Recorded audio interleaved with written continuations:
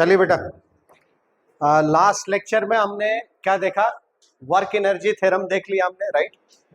फिर उसके बाद हमने क्या देखा? अगर एक्सटर्नल फोर्स क्या है, जीरो है, या नेट फोर्स किसी बॉडी पे जीरो लग रहा हो, है ना, इंटरनल फोर्सेस हो यानी कंजर्वेटिव फोर्सेस हो, नॉन कंजर्वेटिव फोर्सेस ना हो, तब क्या आ जाएगा? वहां पे जो भी वर्क डन होगा वो सारे वर्क डन कैसे होंगे?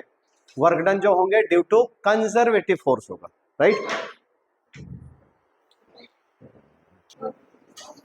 राइट, तो वर्क डन जो होगा वो कंजर्वेटिव फोर्स के कारण से होगा, ठीक है।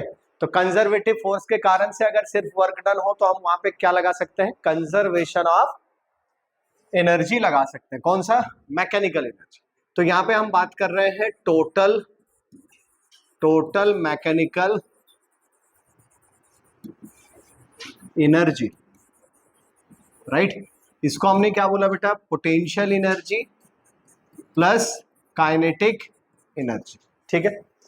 हमने क्या लिखा था? W all is equal to, W all का मतलब क्या हो गया? Work done by all the forces.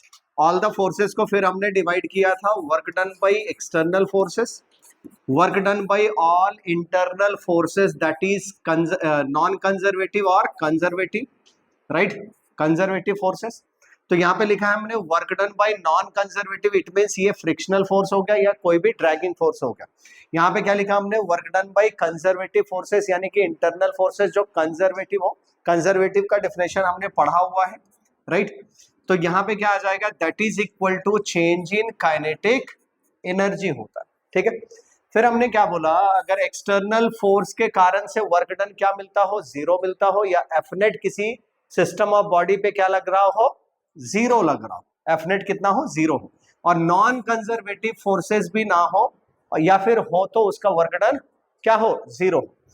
तो बचा कौन सा हमारा? All the internal forces which is conservative. तो कंजर्वेटिव के कारण से जो वर्क डन होगा that is equal to what? Kinetic energy, change in kinetic energy. हम लोगों ने और क्या सीखा? जो work done by conservative forces is stored as a potential energy. तो यहां पे हम लोग क्या लिखते हैं? Minus of change in potential energy. यहां पे हम पोटेंशियल एनर्जी की बात नहीं कर रहे, पोटेंशियल एनर्जी के चेंज की बात कर रहे हैं। तो इससे फायदा क्या होगा? इससे ये फायदा होगा कि potential energy of any reference point we will take zero. हम उसको क्या कर सकते हैं? जीरो ले सकते हैं। हम लोग क्या करेंगे? वहां पे जीरो ले लेंगे। इसका मतलब क्या होगा कि पोटेंशियल एनर्जी के लिए रेफरेंस पॉइंट आप खुद से डिफाइन कर सकते हो, राइट। आपको किसी को बताने की जरूरत नहीं है। You can take any point as a reference point because we are going to write the change in potential energy. क्या लिखने जा रहे हैं हम लोग? चेंज इन पोटेंशियल एनर्जी लिखने जा रहे हैं। तो work done by the conservative forces is stored in the form of potential energy, and that potential energy is given by negative of work done by all the conservative forces is equal to change in potential energy. अच्छा, जब भी ये होगा तो हम लोग क्या लिख सकते हैं? हम लोग लिख सकते हैं minus W C is equal to change in potential energy, right, ये लिखा तुमने। और डब्ल्यू कंजर्वेटिव को हम लोग क्या लिख रहे थे? यहाँ पे चेंज इन काइनेटिक एनर्जी लिख रहे थे। बात समझ में आ रही है? तो सारी चीजें अगर हम कंबाइन करें तो यहाँ पे क्या लिख सकते हैं हम लोग? Conservation of what? Mechanical energy,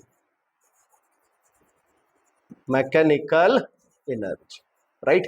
तो मैकेनिकल एनर्जी का कंजर्वेशन होगा, इसका मतलब initial energy is equal to total initial energy is equal to total final energy. इसको कैसे लिखेंगे हम लोग? Initial energy is equal to what? Potential energy plus K I is equal to U final plus K final, right. यहां तक हमने सीख लिया अच्छे से, राइट। अब हम क्या कर रहे थे? इस पे एग्जांपल्स कर रहे थे, राइट। अच्छा, by using work energy theorem you can solve any kind of problem related to the what? Work energy theorem, right. यहां पे हम लोग क्या कर सकते हैं? अगर हमारे पास W एक्सटर्नल जीरो हो जाए, नॉन कंजर्वेटिव फोर्सेस भी ना लग रहे हो, कंजर्वेटिव फोर्सेस हो, work done due to conservative forces ही दिए हो, तो आप क्या कर सकते हैं? कंजर्वेशन ऑफ मैकेनिकल एनर्जी लगा सकते हैं। तो इसका एप्लीकेशन देखेंगे। Right? Now we will see the application of these kind of theorem. ये सारे थ्योरम के एप्लीकेशन देखेंगे। तो एप्लीकेशन अगर हम देखें, राइट, तो एप्लीकेशन देखो बेटा, एप्लीकेशन कल हमने जो देखा था उसको देखें ध्यान से।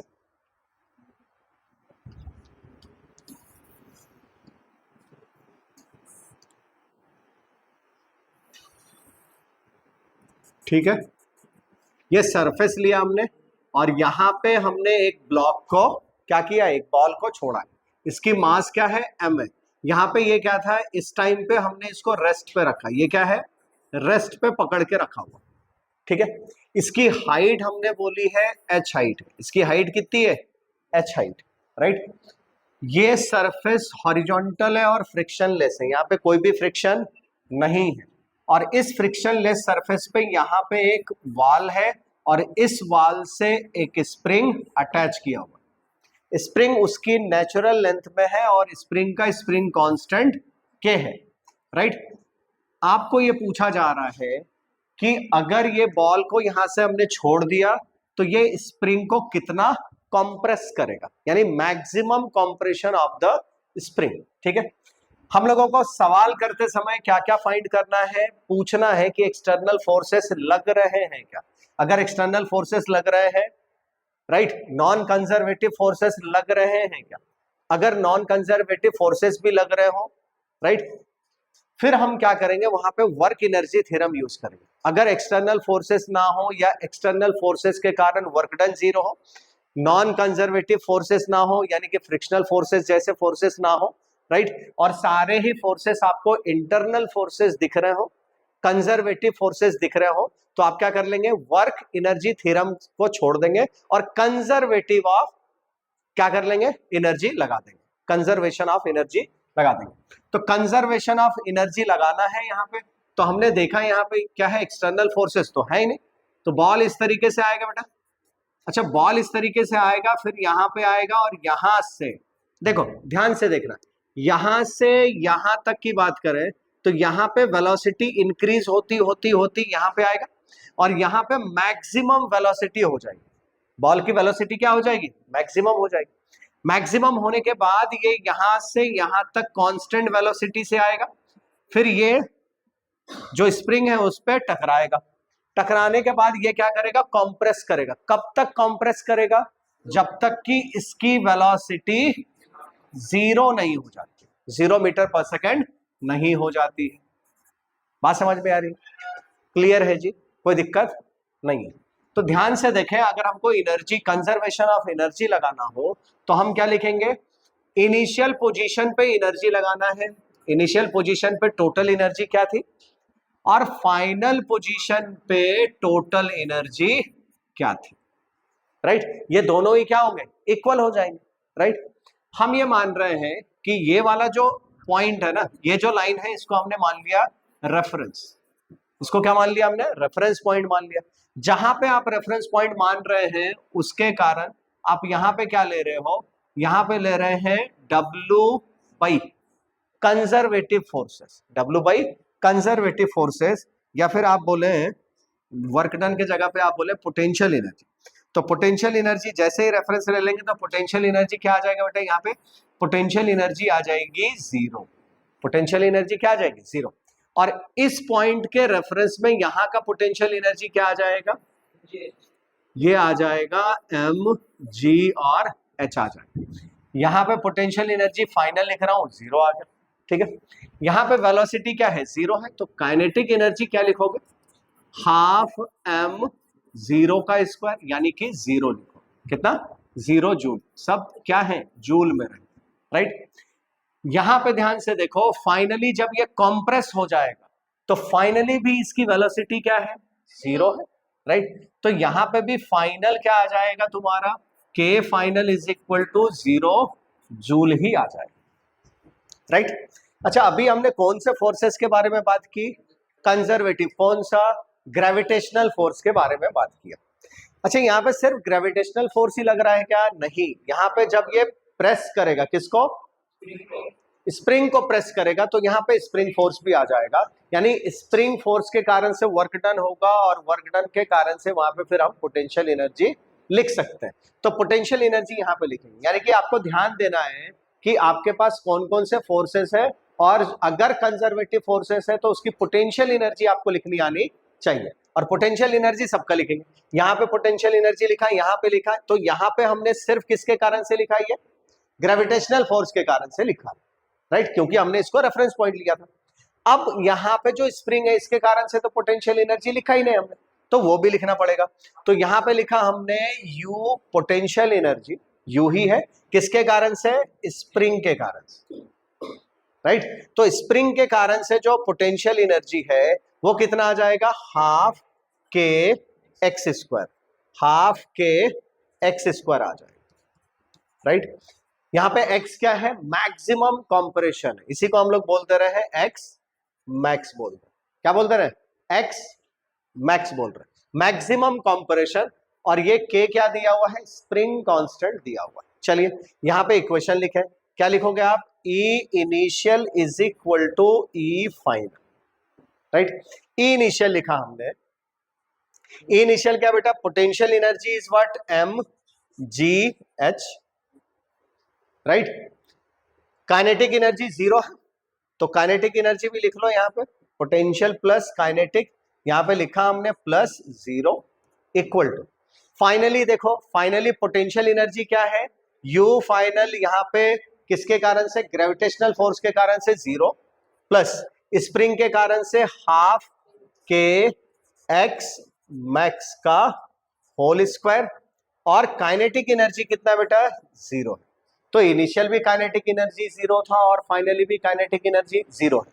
क्यों, क्योंकि आपने बोला बॉल यहाँ पे रेस्ट पे है, और वापस से जब ये इसको पूरा कंप्रेस करेगा तो बॉल की वेलोसिटी भी क्या होगी, 0 हो जाएगी, राइट। अब इसको सॉल्व कर लेंगे, तो क्या मिला इक्वेशन आपके पास, आपको इक्वेशन मिला है mgh is equal to half k x max का होल स्क्वायर। एक्स मैक्स चाहिए आपने को, यहां से 2 से मल्टीप्लाई करो तो 2mgh डिवाइडेड बाई k और रूट अंडर, तो ये क्या आ गया बेटा, x मैक्स आ, ठीक है।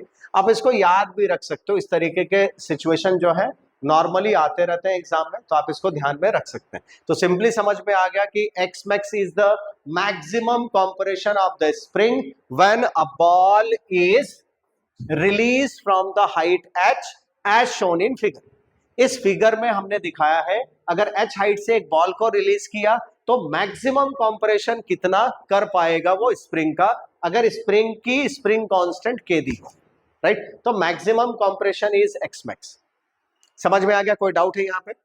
2-4 प्रॉब्लम में हम सीखेंगे कि पोटेंशियल एनर्जी कैसे लिखना है और काइनेटिक एनर्जी कैसे लिखना है, and how we will identify whether the given system having external F net 0 हो रहा हो वहां पे, राइट, नॉन कंजर्वेटिव फोर्स ना हो वहां पे, राइट, यानी कि कंजर्वेशन ऑफ एनर्जी हम किस तरीके से लगा पाए, ठीक है। चलिए तो नेक्स्ट सवाल पे जाते हैं हम लोग। नेक्स्ट प्रॉब्लम लेते हैं। नेक्स्ट प्रॉब्लम लिया हमने, समझो हमारे पास क्या है, एक हॉरिजॉन्टल सरफेस है और वहां पे हमने एक स्प्रिंग लिया है, और इस स्प्रिंग को क्या कर रहे हैं हम लोग, नेचुरल लेंथ पे इसको एक वेलोसिटी दे रहे हैं v। क्या दे रहे हैं हम लोग इसको, v वेलोसिटी दे रहे हैं। अच्छा, v वेलोसिटी देने के कारण से ये SHM कर रहा है, क्या कर रहा है ये, SHM कर रहा है। SHM का मतलब क्या हो गया, सिंपल हार्मोनिक मोशन होगा, वेरी गुड। तो सिंपल हार्मोनिक मोशन का मतलब क्या है कि ये बॉडी जितना इधर डिस्प्लेस होगा उतना ही इधर भी डिस्प्लेस होगा, राइट, और ये टू एंड फ्रो मोशन करता रहेगा। कैसा करता रहेगा, टू एंड फ्रो मोशन करता रहेगा। तो टू एंड फ्रो मोशन कर रहा है, आपने क्या बोला, v is the maximum velocity, right, कहां पे, when spring has its natural, जब उसका नेचुरल लेंथ था वहां पे आपने इसको मैक्सिमम वेलोसिटी दे दिया। पूछा जा रहा है कि ये मैक्सिमम कितना डिस्प्लेस होगा, मैक्सिमम ये कितना डिस्प्लेस होगा। अच्छा, कितना डिस्प्लेस होगा, समझो मैंने बोला यहां से ये यहां तक डिस्प्लेस होता है, यानी ये x दूरी तक जाता है। अच्छा x दूरी तक जाएगा तो यहां पे इसकी वेलोसिटी क्या हो जाएगी, 0 हो जाएगी, 0 मीटर पर सेकंड। करेक्ट है क्या, कोई दिक्कत नहीं। तो आपको बताना है कि यहाँ पे x कितना होगा। हमने बोला spring constant is k, spring constant is k। बहुत बढ़िया, वेरी गुड। क्या करें, यहाँ पे एक्सटर्नल कोई फोर्स नहीं लग रहा है, राइट। जो भी फोर्सेस है वो क्या है, स्प्रिंग फोर्स यहाँ पे लग रहा है, राइट। स्प्रिंग फोर्स क्या है, कंजर्वेटिव फोर्स है, तो कंजर्वेशन ऑफ एनर्जी आप लगा सकते हो। तो इनिशियली देखो, इनिशियल क्या था, आपने इसको v वेलोसिटी दी है।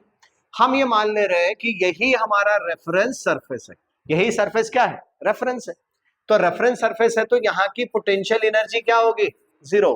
अच्छा, ये कौन सा पोटेंशियल एनर्जी है, ग्रेविटेशनल पोटेंशियल एनर्जी।